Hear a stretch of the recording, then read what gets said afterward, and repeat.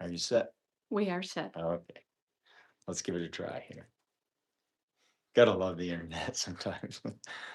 All the delays and stuff are a real pain. Thanks everybody for hanging in there. Sorry, all kinds of technical issues that you gotta love.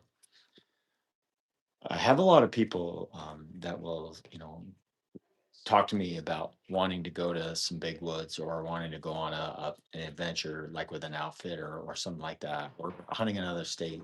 And one of the things that's sort of in the back of their mind is that they're in unfamiliar woods and they're not sure how they're going to go about, or they're a little sketchy on their navigation. And one of the things that's real important is that you, number one, practice with all your tools. And there's so many tools.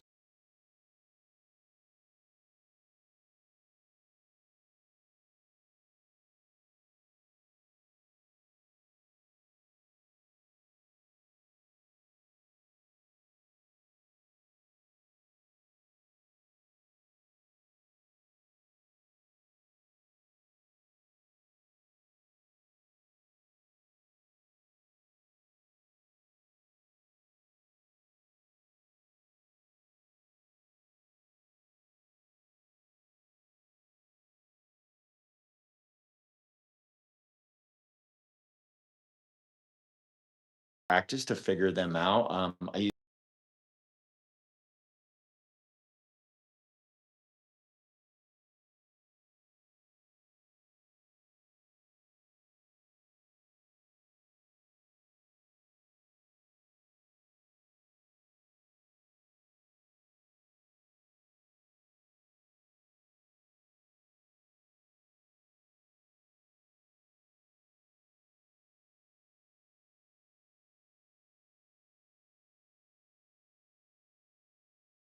thing. You can now have satellite technology looking down at the ground, and especially if you've got service, you can look down at the ground, see where you are, and steer yourself. And if you don't, you download the map for the area you're in, and now you're able to like actually see yourself on the landscape. You can see what's coming in your future as you walk towards where you're going. You can even see where you are, the direction you're facing, and as you walk and you needed to go around a bog, like you can watch yourself literally go around things. And the beauty of that is when you come to an obstacle, you don't have to try and go straight through it or stay on a line on a course in order to get to where you really need. And the compass is a lot more difficult. So having the electronic gadgets is so nice because you're able to see yourself on the world, and nothing beats that.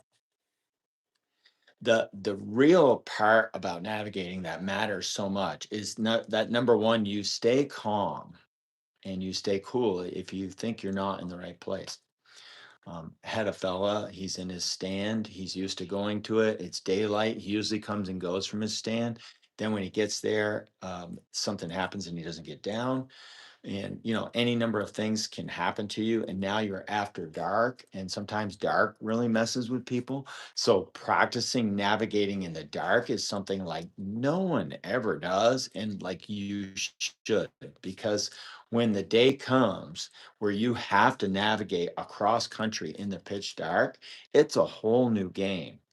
And being able to your batteries last if you have electronic device, have them work in the dark, being able to see everything, and then of course, the traveling itself through the woods becomes real complicated. You have blowdowns and gullies and swamps and places you don't want to walk and all of those things.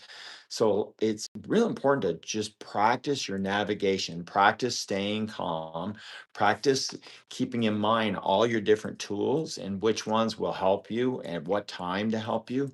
Um, there's been quite a few times when we needed to navigate to go find someone in the dark.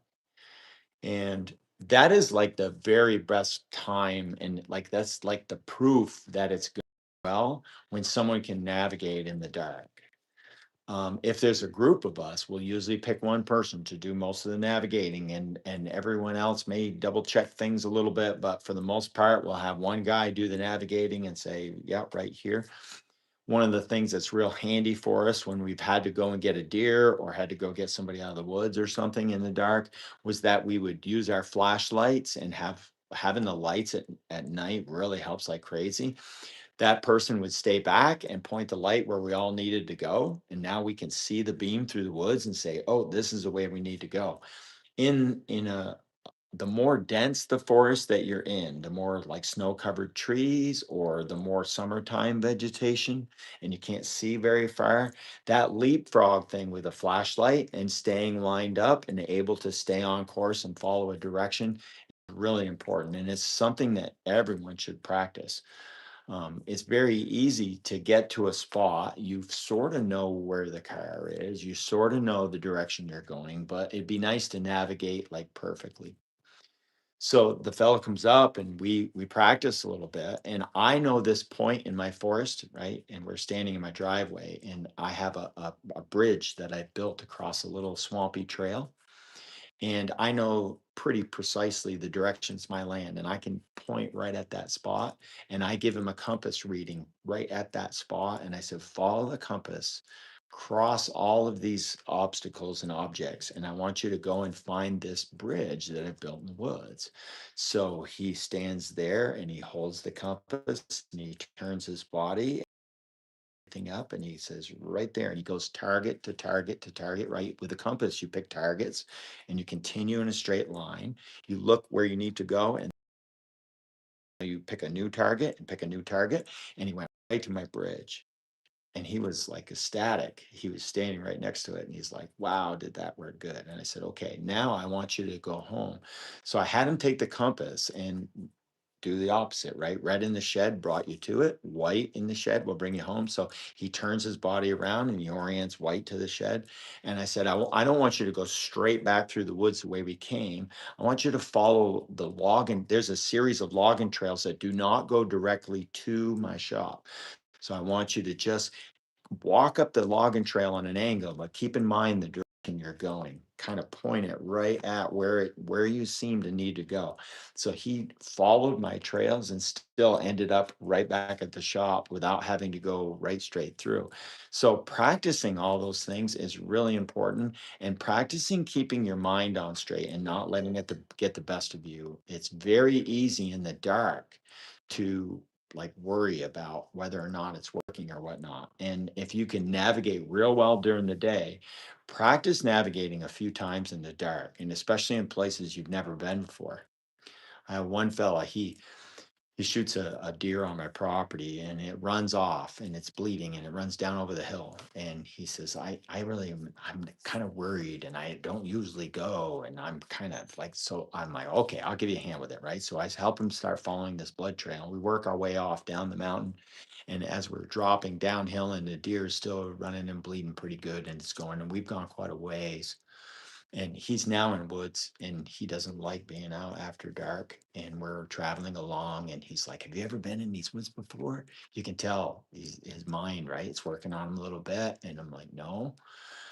And boy, I'm a little worried. This is about the farthest I've ever been in the night, in the dark, way out in some place I've never been before. And I'm feeling like the woods like sort of close in on you, like attitude wise. And it was kind of getting the best of him a little bit. And it was a good thing I was there with him. And I'm like, well, actually, if I just shut my light off and let's just listen. So we shut the light off and we stood there in the pitch dark. And way down below us, you could hear, and then you could see lights right down through the trees. And way down below us, about 3/8 of a mile, you can see a car. And I said, well, that's Route 12 down there, right? So there's Route 12. You can see the road. That's the direction, straight downhill, right? We build all our roads in New England down at the bottom, down along the bottom edges, right? Our roads aren't on top of mountains very rarely. So, and it's usually just going over. So like straight downhill, we're out of here. So we continued a little bit farther and then ended up having to bail and come back up. And we worked our way right back because we had just crossed a road that went sideways on the hill. So I'm like, we can just, we'll pop right out on the road. And staying calm, cool, and collected and using your tools, and especially doing it at night, is a real good way of like having confidence that you can go and get somebody. Now, if you do go to worried about it, and they pretty much don't have anybody to go with. This is another reason to be really good at navigating, because if you go someplace out in the big stuff and you have no one and you don't have anyone to bounce it off from, anyone to keep you calm, cool, and collected as you're trying to get out of the woods or something like that, and you're doing it alone, having a partner who can navigate really well is really important. And having a plan of what you will do if something happens and then sticking to it is really important. And we read about stories all the time of all kinds of things that happen to a lot of different people. And nearly all of us have some kind of story where we were a little turned around, or we were in a place that we weren't planning on being. We were there after dark or at the wrong time. So practice all those things. And it seems foolish to just, whip it out and say, okay, I'm gonna practice this, but you actually should. And every so often we do a little bit of it ourselves. This fall on day one, when we were coming down off the mountain, and Taylor's half, three-quarters of the way back up, and I have already climbed the whole thing, come down the backside. I'm down low. I'm fairly tired, right? There's that part of you that will need to walk that extra far to walk farther than maybe you've ever walked before. And it's like your gas tank. And the other reason for practicing your navigation and your walking is that you'll find out how much gas is in your tank. Most of the time, you have a little bit more than you think you do. But by the time I got into the bottom on day one, and I am now faced with the possibility of going back up and spending 4, 5, 6 more hours climbing, getting to Taylor's location, and then working my way back down again in the pitch dark. And the place he was a really nasty spot that's really super, super thick. Those kind of issues will really help you develop, when you have those things happen, help you develop your gas tank awareness.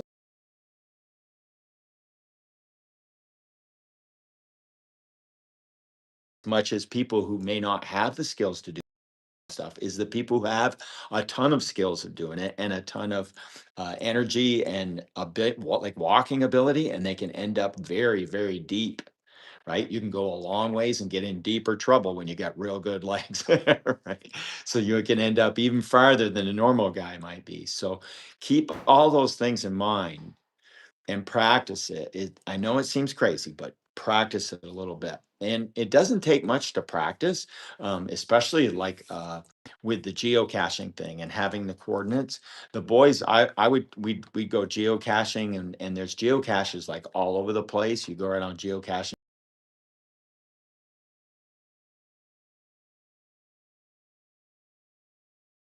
and you find it. Each usually something you go and find. They rate them and stuff like that. And if anyone done that, especially with kids or family groups, it's fun to do, and we had a blast when we did that kind of stuff. So keep that in mind as a way of practicing with them a little bit. Remember, this thing's only as good as its batteries. Same thing with your phone, only good as its batteries. A lot of people don't know there's a compass app in your phone.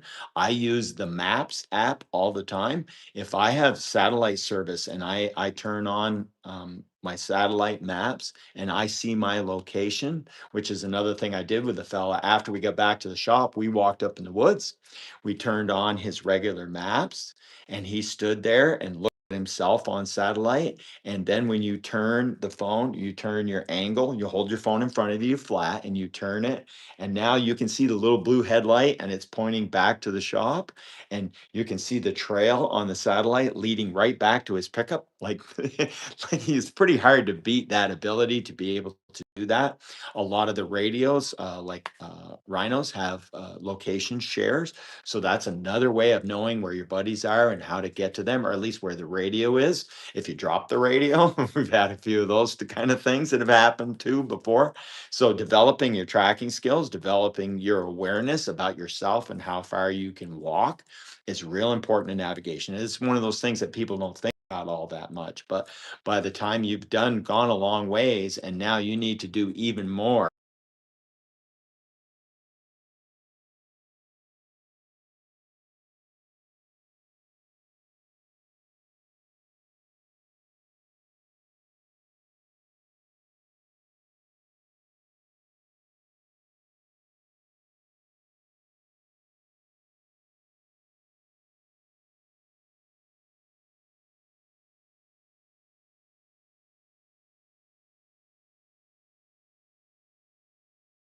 outdoor. Hi, Rodney, big fan.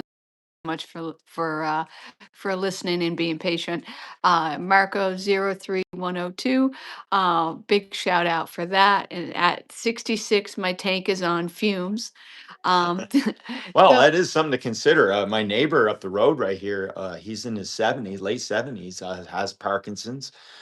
He wanted to go out in the woods, and I'm like, dude, carry a radio. He had a pair of radios, and I'm like, leave one in your truck and take one with you when you go out in the woods. If you're hunting alone, take some means of communication with you so that if they find your vehicle, now we'll know where to look for you. And if there's a radio in there and you've already got it tuned to the channel and we turn it on and you're out in the woods, I used to do that all the time. If I went by myself over to Groton State Forest and I would tell her, I'm going to be parked at this location. I didn't change my mind. I didn't go someplace new. I just did exactly what I said I was going to do. And I left the radio in the truck and had the other radio with me. And then, even if Jimmy came along and he happened to find out where I was or he saw the rig, he can pick it up and talk to me. That is so handy. And it's an extra way, an extra backup. Sometimes when we're using our radios in Maine, get that we in some locations have text. So sometimes I'll be able to text. So I haven't been able to radio, but I have been able to text. So I lead the boys, this is what I'm doing, this is where I'm going. So that was another part of it. The communication mixed with the navigation tools is another big part of that whole thing. and Remainer Radio wrote, "I'm already lost because I'm too focused on the deer on the wall behind you." Uh, Maybe we should change locations for Right, tomorrow's live, but right. we'll see. Yeah, thanks everybody so much for watching, and hope that if any of this is a little bit of a help or an inspiration for you to go ahead and try some of this stuff, don't be afraid to try it. And when you've done a little bit of it and you get the hang of it some and you feel really confident in it, practice it with someone else.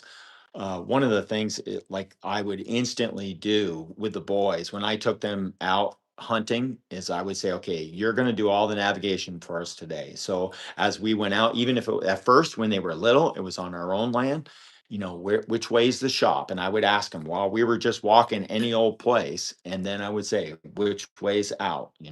So some of the basic things, we're in the Northern hemisphere, right? The sun comes up in the east. If it's noon, the sun is on the south side of you, right? I went in west. Which way is back out? East, right? Some of the real easy things that you would normally just keep in the back of your mind all the time will help that. And the more nervous you are about it, the more that's a signal for you to study it a little bit and to try it some. And I know the boys when they were navigating perfectly on our place, and I would say don't use the logging roads and go straight to the tree stand, just walk cross country right straight to it, and they would and come right to it when they were doing that very well. And when they were doing that in the dark, then I knew if they could navigate real good in the dark, they were ready to navigate in the big woods during the day. When you get into big woods and it's at night and in the dark, even that was like when it started getting near the end of the day, we wanted to know where everybody was, where I wanted numbers from them, the last location they were in, making something just trackable, findable, so that if I drop them off on a certain road and we're coming back through, like what can we do to get back to it? One of the last tools that's super important when you're navigating at night would be communication of some kind, the radio, the phone, whatever, a navigational aid of some kind, or two or three of them, whether it's the compass, the GPS, and the phone, whatever. Like if you have a few navigational aids. And the last thing would be some way to make noise. Because at night, once you get close to somebody, like your voice screaming will only last about 10 minutes. Like I can only holler at the top of my lungs for not even 10 minutes anymore.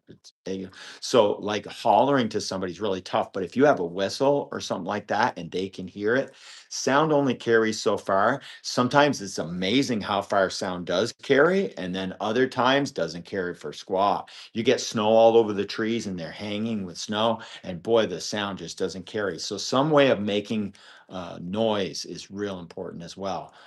So even the little whistle we have in our survival bracelet, we've used that actually quite a few times because you can just whip it out and blow on it and it'll carry.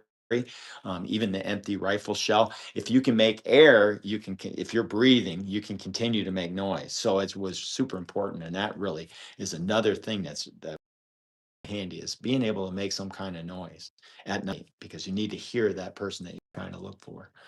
Some of the search and rescues and stuff like that, that Teresa and I and even Keith and stuff have been involved with, have demonstrated how much, like, sometimes law enforcement is, especially like state police, aren't all that good at navigating through the woods and stuff like that. And they're not all that good at navigating at night. Wardens are probably the best and most prepared for that. They really do the best, and they're like the first call, and it'll probably be a warden that'll be dealing with you if your wife or your mom calls and says, "Hey, I haven't heard from them, and there's somebody lost." But they know the roads, they know the areas, they know areas that hunters use a lot, and it'll be a warden that'll usually come be first to the rescue.